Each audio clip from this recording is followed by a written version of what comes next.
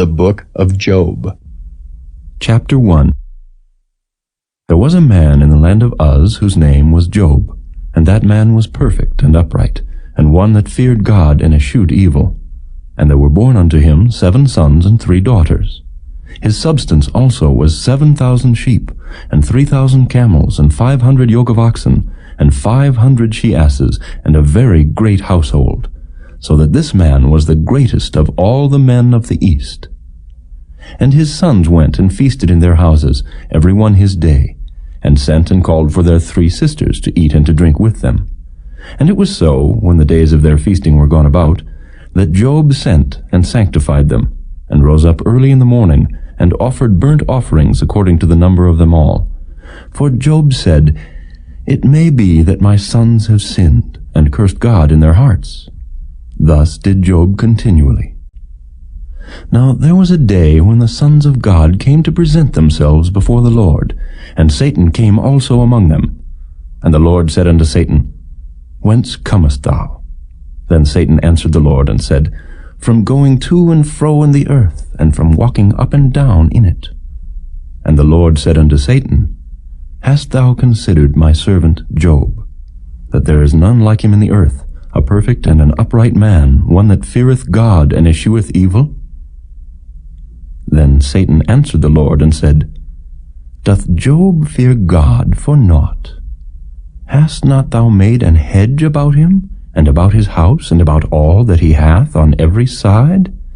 Thou hast blessed the work of his hands, and his substance is increased in the land. But put forth thine hand now, and touch all that he hath, and he will curse thee to thy face." And the Lord said unto Satan, "Behold, all that he hath is in thy power. Only upon himself put not forth thine hand." So Satan went forth from the presence of the Lord. And there was a day when his sons and his daughters were eating and drinking wine in their eldest brother's house. And there came a messenger unto Job, and said, "The oxen were plowing, and the asses feeding beside them, and the Sabaeans fell upon them and took them away. Yea, they have slain the servants with the edge of the sword, and I only am escaped alone to tell thee." While he was yet speaking, there came also another, and said, "The fire of God is fallen from heaven, and hath burned up the sheep and the servants, and consumed them. And I only am escaped alone to tell thee."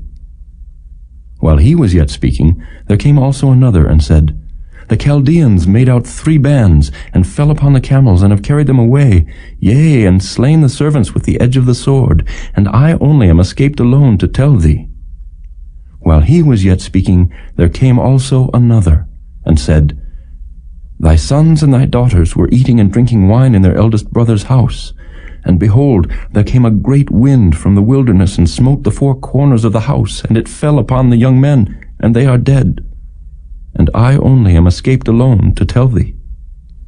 Then Job arose, and rent his mantle, and shaved his head, and fell down upon the ground, and worshipped, and said, "Naked came I out of my mother's womb, and naked shall I return thither. The Lord gave, and the Lord hath taken away. Blessed be the name of the Lord." In all this Job sinned not, nor charged God foolishly.